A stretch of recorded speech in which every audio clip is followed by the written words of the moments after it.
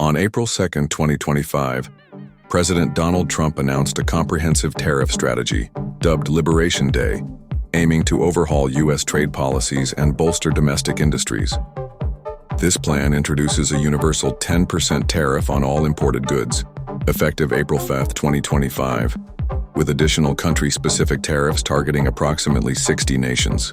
Notably, China faces an extra 34% tariff, Vietnam 46%, India 26%, and European Union countries 20%, with these specific tariffs commencing on April 9, 2025. President Trump justified these measures by citing a $1.2 trillion trade deficit from the previous year, framing the situation as a national emergency. He asserted that the new tariffs would generate substantial revenue to reduce taxes and address the national debt. The announcement had immediate and significant economic repercussions. The S&P 500 declined by 8%, and the Nasdaq dropped by 6%, marking their worst performances since the 2020 coronavirus pandemic. Major companies, including Apple, experienced substantial losses in market value. Several major companies signaled impending price increases to offset the higher costs associated with the tariffs. For example, AutoZone anticipates manufacturing cost increases of $4,000 to $12,000 per vehicle.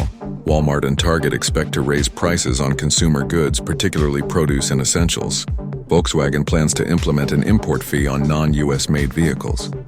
International responses were swift and pointed. China announced a matching 34% tariff on U.S. goods, effective April 10th, condemning the U.S. actions as unilateral and harmful to global trade stability. Other nations, including Canada, the UK, and EU member states, are exploring countermeasures and economic support schemes.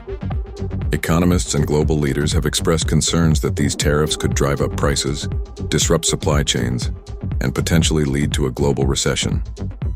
The administration maintains that these measures are vital for rebuilding domestic manufacturing and achieving economic sovereignty. These developments underscore the complexities and potential ramifications of the Liberation Day tariffs on both the U.S. and global economies.